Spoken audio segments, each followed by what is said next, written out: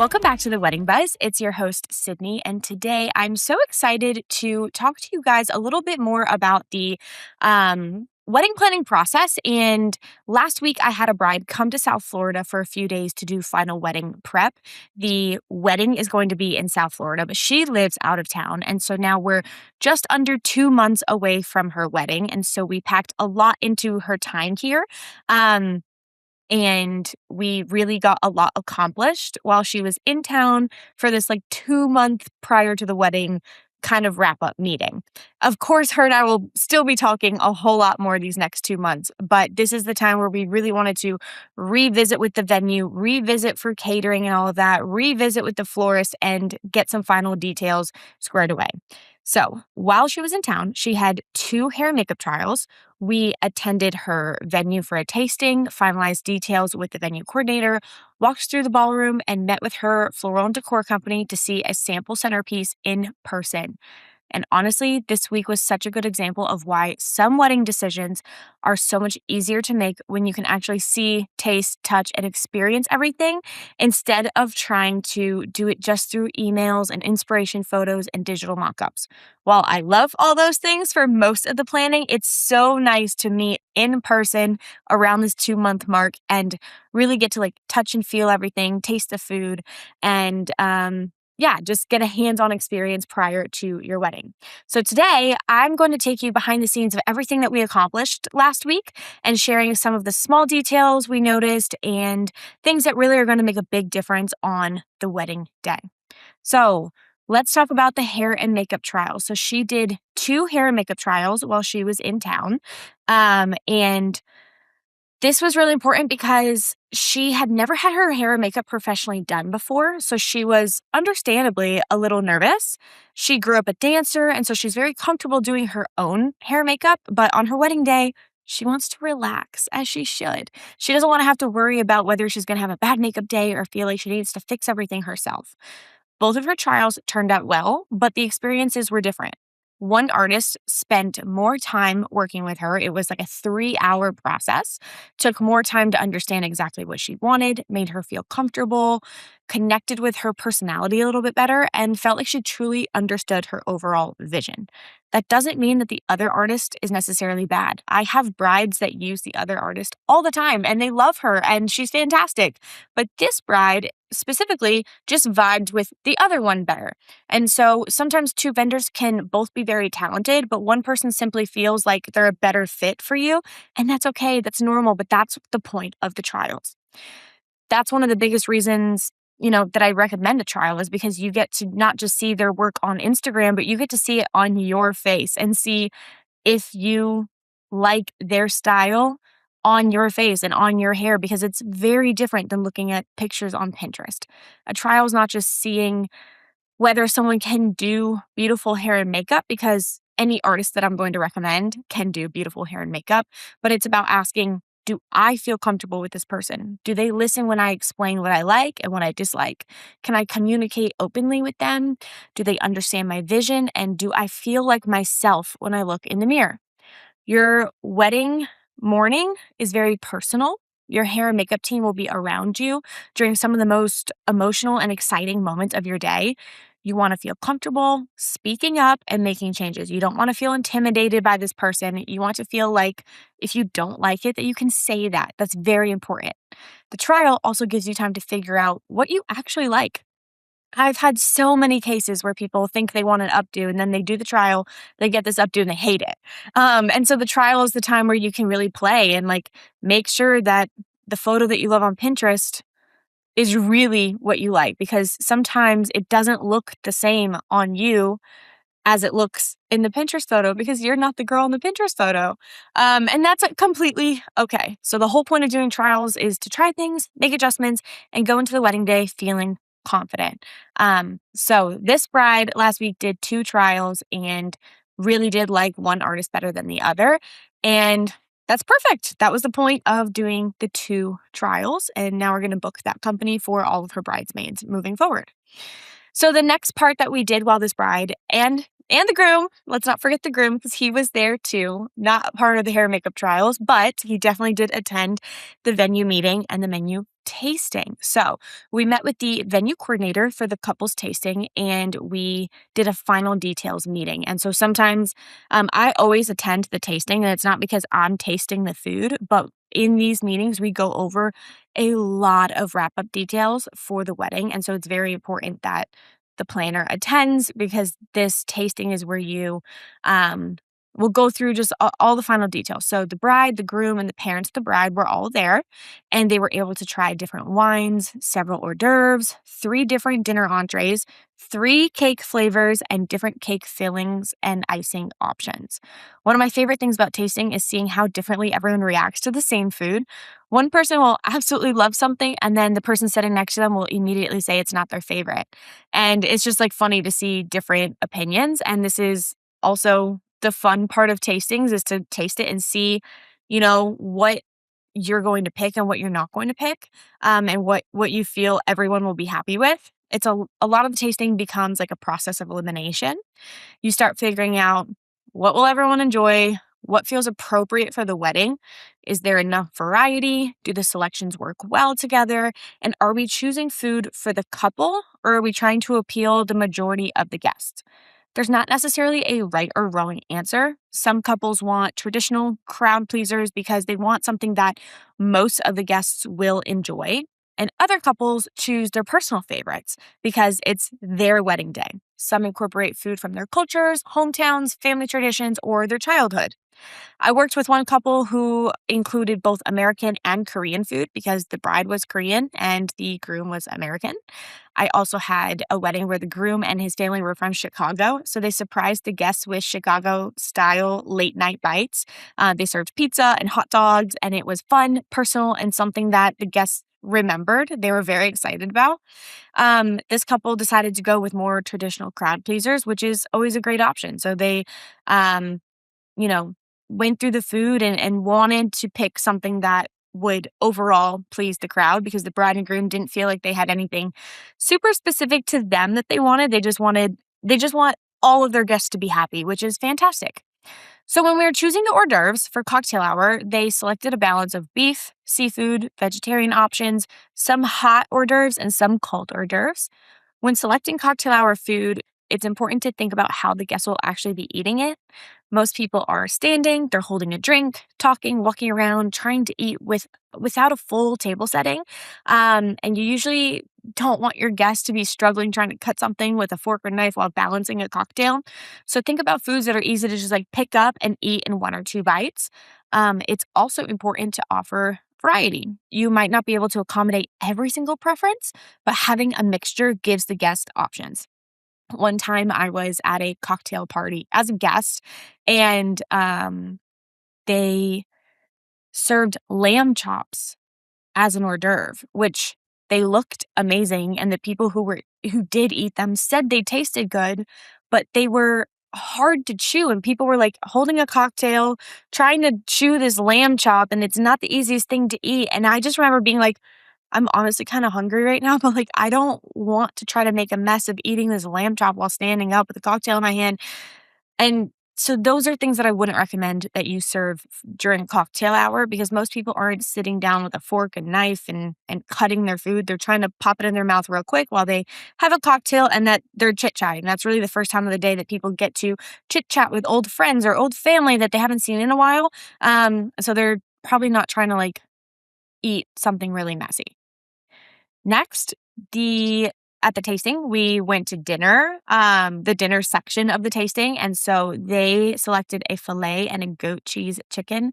They also tasted a like a short rib option, but they decided to go with the classic filet and a chicken like stuffed with goat cheese that looked really, really yummy, and they really liked it. Both felt like traditional crowd pleasing options, and honestly, yum. They both sound so good.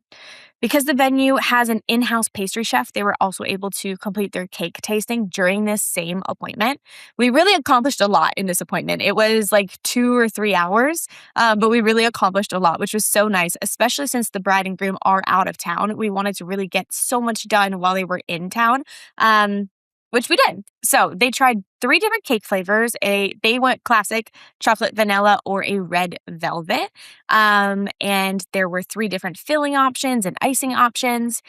And surprisingly, they went with the red velvet cake, which is really fun. I don't know if I've had a red velvet wedding cake before. I've had a bunch of I've had like key lime and marble, obviously chocolate, obviously vanilla. I've had like amaretto, but I don't think I've had like a classic red velvet cake before. So I think that it's kind of fun that that's what they chose. I will say though that the classic red velvet cake usually comes with a cream cheese frosting.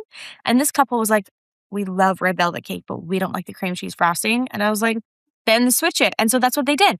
And so that's another point of the cake tasting is they were able to taste like more of a traditional buttercream with the red velvet, and that's what they liked. So that's what they picked. And I love that because it's their wedding. So pick what you like.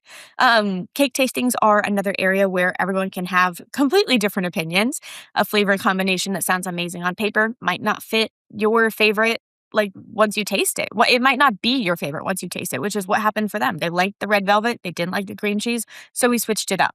And sometimes a flavor that you would have never selected and ends up being the winner. I had that not this time, but I don't know, maybe like 6, 8 months ago, I had a couple that chose key lime, and they kind of like on the tasting sheet, they got to taste, I forget exactly, but like 3 or 4 flavors. And they were like chocolate, vanilla, and then like just for fun, I don't know, throw in the key lime. Like we'll just enjoy a key lime cake that day at the tasting, but like there's no way we're gonna pick it for our wedding. They loved it. They loved it so much that they served key lime cake at their wedding, and the wedding was on the Intercoastal. It was at the Pelican Club in Jupiter, Florida. So the key lime fit the vibe, and I was like, do it. If you like it, then do it. And so they did. But it's funny how when you do the tasting, your mind might change in a different way than you are expecting. So after they were done tasting the food last week at this venue meeting, we got to walk the ballroom and finalize the floor plan. So we spent a lot of time discussing wedding logistics. And as we walked through the ballroom, we were able to talk about like, where the couple's head table would go, where the dance floor would be placed, which direction the dance floor should face, where the DJ would be located, whether the DJ should be on a stage or whether we wanted him like just on the floor. We talked about the guest table placements, walking paths throughout the room, service entrances. We don't want to put a table of guests right in front of the door where the servers are going to be going in and out of the kitchen. No one wants to sit there. So it was nice to be in the ballroom and say, okay, like here's the service entrances. Here's an electrical outlet where the DJ can go, and like let's arrange the room in a way that makes sense for the couple and for their guests. And just talk through the overall flow of the space of where guests would enter, what's the view when they walk in, what are they going to be seeing. It really, it gave us a completely different perspective when we're able to go into the ballroom and really walk it and talk it out. You can look at a floor plan on a computer, but being inside the ballroom allows you to actually like feel the spacing. You can stand where the head table will be and look around and really like help envision, okay, like on my wedding day, I'm going to be sitting here looking out at my guests. The dance floor will be in front of me. It helps imagine like what, you as the couple will see, and then help imagine what your guests will see. You can walk the route that the guests will take to the dance floor. So like, okay, they'll find like the seating chart will be here. They'll walk through these doors. This will be their view as they walk in. And it helps with decor decisions when you understand like the flow of how the guests are walking. And you can see whether areas are going to feel crowded or like disconnected, or if it really feels like you're making the best use of the space. While walking the ballroom, we started thinking about what would be visible behind the couple during speeches, dinner, and photos. What would the background be? A blank wall, windows, doors, exit signs, service areas. We realized that one version of the floor plan that we had briefly talked about prior, that there would have been big exit signs visible behind a couple in a lot of their photos. And that's not something that we noticed on the digital floor plan. And because it wasn't listed on the digital floor plan. But when we were standing inside the ballroom, we were looking at everything from the couple's perspective, and we decided to flip the layout. It was a small adjustment, but it's going to make a really big difference on the wedding day and in their photos. These are all kind of details that are easy to miss when you are only planning from a computer. So it was really nice to go in person at least one time and feel the space. At this meeting, we also reviewed linen selections, how they want their napkins to be folded, flatware placement, glassware placement, and the overall look of the tables. We talked about the getting ready room available on property and how the couple may use the space on the wedding day. So they're going to have a getting ready room and then they're going to have a suite. And we discussed the pros and cons of having the bridesmaids and the hair and makeup team in the getting ready room versus the suite and where we wanted to stick the groom and the groomsmen. I think the final option has been that the girls are going to use the getting ready room because there's table space for the hair and makeup artist to lay out all of their tools and their kits. Where in a hotel room, even though it's a suite, sometimes it can get very crowded and there's not always a lot of seating. So if you have 5 bridesmaids, 2 moms, a sister, that's sometimes 10, 12 people in a hotel room, and everyone ends up just kind of sitting on the bed, and it's a little awkward. Where this other getting ready room at least had a big table to spread out, a big mirror with lights, a sofa, and a few extra chairs for people to hang out. So we kind of decided that I think it's going to be best if the girls use that room and the groom and his groomsmen get ready in the hotel room because guys don't really need as much, table space and seating. They're probably not even going to be in the hotel room for very long. My guess is they'll be at the pool all day long. So at this meeting, we discussed arrival times, the getting ready logistics, where personal items will go, and how everyone will move throughout the property. It was also nice because this getting ready room that we looked at is close to the ballroom. And so I was chatting with the bride about how she can leave her items in this getting ready room when we go to the ceremony, because the ceremony is off-site for this wedding. It's at a Catholic church, but she can leave her items there. And then at the end of the night, if she has a change of shoes, if she wants her deodorant, if she wants to reapply lipstick, like that getting ready room is close to the ballroom. And so it'll be very easy for her to go back and forth rather than taking an elevator up to the 15th floor. That can easily turn into a 30, 40-minute ordeal of going back up to the hotel room. And then you're missing like a big chunk of your wedding, which you don't want to do that. But when the room is right next door, 30-second walk over there, you do your thing, 30-second walk back. You feel refreshed and you have your new shoes or your new dress or whatever you needed, and only 5 minutes, 10 minutes has gone by. Small detail, but it makes a very big difference. We were able to walk outside the property and explore different photography locations where the couple may take portraits, locations for family photos, areas for the wedding party photos, and different background options available throughout the venue. The photographer will ultimately make a lot of the creative decisions, but it helps to understand the property and know what options are available and helps the couple figure out what's a priority to them. And the reason that I care about this is the logistics because it's a big property. And so if the bride and groom want to walk to the other side of this resort to get photos over there, I need to schedule that in the timeline. I need to add 5 minutes, 10 minutes for walking back and forth across the property. A bride in a big dress and a groom in a tux, like they're not moving very quickly.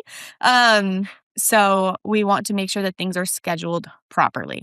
As far as the creative decisions, I leave that up to the photographer and the exact locations, totally up to the photographer and the bride and groom.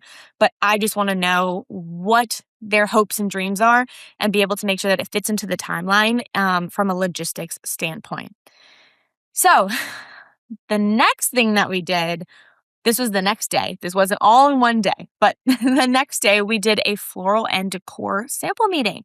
So we met with the floral and decor company. We were able to go into their office and they had created a beautiful full sample centerpiece for the couple to review in person, which is so nice. They did, the full size. They didn't skimp out. It was exactly like what they would be seeing on their wedding day on their tables.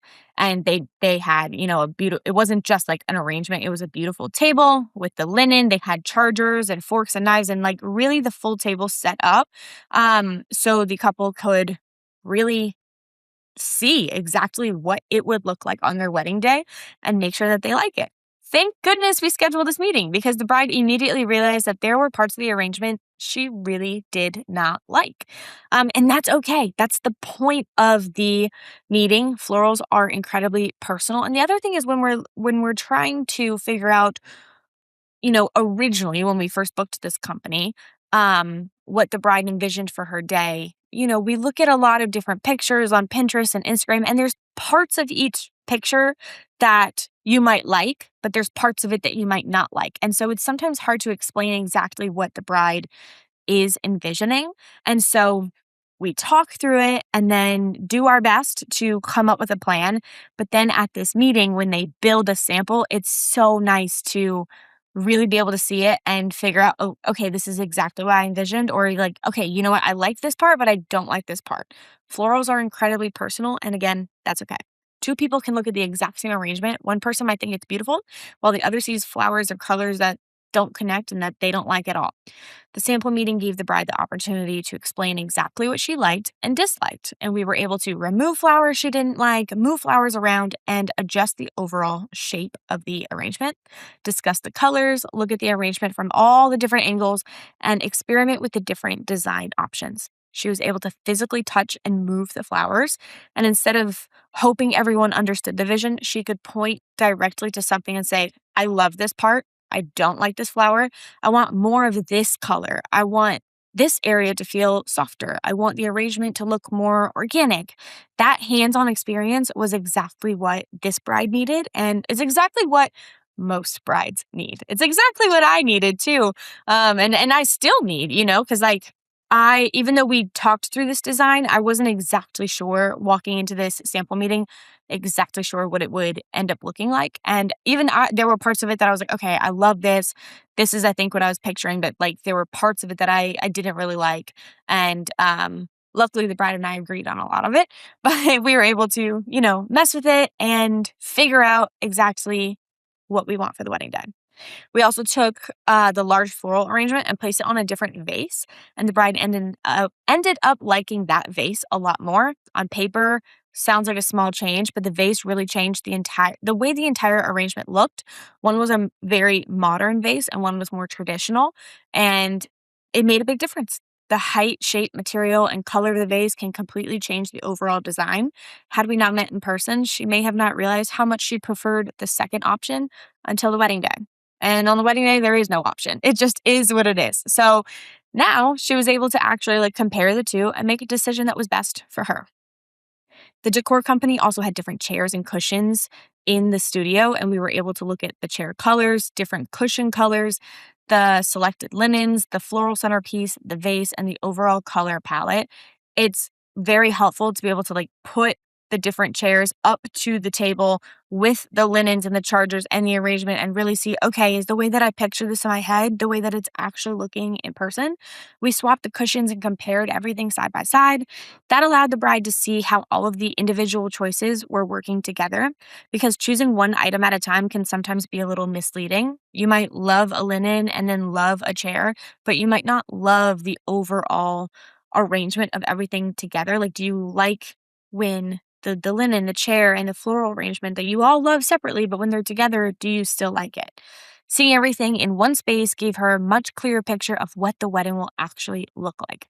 I promise seeing something in person feels very different than imagining it in your head or looking at a digital mock-up. This entire trip was a reminder that wedding planning is not only about making decisions, it's about experiencing those decisions whenever possible. The bride was able to compare to a hair and makeup artist, find someone she felt comfortable with, taste and select the wedding menu, choose wines, select hors d'oeuvres, finalize dinner options, taste wedding cakes, walk through the ballroom, adjust a floor plan, think through photos and backgrounds, review table settings, discuss wedding day logistics, explore photo locations, see floral arrangements in person, remove flowers she did not like, change the vase, compare chairs and cushions, and see the entire design come together. That's a lot to accomplish in a few days. And now, instead of wondering whether she will like everything on the wedding day, she has already experienced many of those details. She can move forward feeling confident in her choices. If you're planning a destination wedding or getting married somewhere that you do not currently live, try to plan one focused wedding prep trip before the wedding. I highly, highly recommend this. Schedule as many important in-person appointments as realistically possible. I don't necessarily think that in the beginning of planning that you have to do everything in person. A lot of the planning is digital, and with this bride specifically, I've only met her one time prior to this in person, but we've talked a ton virtually, and we've been able to do everything virtually up until this point. But I do think that this meeting these meetings last week were very, very important to do in person, so she could really get to like touch and feel and play with everything, and make sure that she was getting exactly what she always envisioned for her wedding. Depending on your wedding, these in-person meetings might include, the hair and makeup trial that obviously has to be in person. Your venue tasting has to be in person. A final venue walkthrough has to be in person. And you're always going to notice things when you walk through the space that you won't notice in a digital mock-up or in like a gallery of photos of the venue. You want, she also, I forgot this part. I forgot while she was in town because I didn't attend, but while she was there, she did a dress fitting. And I guess there was some issue with the dress that like they ordered a different version of her dress than she thought. And so thank God that she came in town now to do this dress fitting, and they were able to like reorder parts of this dress that were I don't know the details, but they were able to get things reordered and fix things. And she does have to come again for another fitting, but thank God she did come now with enough time where they can fix the issues. But yeah, these final meetings around this 2-month mark are very, very important. Wedding planning is always a lot in the beginning, and then it calms down, and then it picks right back up. You don't necessarily need to travel back and forth like constantly and do everything in person, but like one intentional trip can help you accomplish a lot and give you peace of mind going into the final weeks. Of course, that's if you're planning a wedding that's in a different location than where you live. But I will say I have a lot of couples that are planning from out of town. That might be because I'm in South Florida, so it's a big destination place. But I think that happens a lot where even if the weddings are just a couple hours, it's still kind of a destination. So now that we're officially less than 2 months away from this wedding and so many of the major details are coming together, it's starting to feel, really good. And I know that this was like a breath of fresh air for the bride because she felt like she had a grasp of what things are going to be. The food is selected, the floor plan is taking shape, and the bride found a beauty team that she feels comfortable with. The floral design has been adjusted to better match her vision. And now we can focus on bringing all of those individual details together and preparing for the actual wedding day. I hope this gave you a fun behind the scenes look at what final wedding planning can involve and maybe gave you a few things to think about for your own wedding. Make sure you subscribe to The Wedding Buzz on YouTube, Apple Podcasts, and Spotify. Follow The Wedding Buzz on Instagram and follow Delightful Planning for more wedding planning tips and behind the scenes content. Delightful Planning is delightful_planning on Instagram, and The Wedding Buzz is The Wedding Buzz Podcast on Instagram. Every like, comment, share, subscription, or even just watching and listening to an episode helps support the podcast more than you know. And if you are planning a wedding and need help bringing all of the details together, you can reach out to Delightful Planning. Go to delightfulplanning.com or send me an email at sydney@delightfulplanning.com. Well, I hope you guys enjoyed this little behind the scenes episode of this final wedding planning week, and I'll see you guys in the next episode.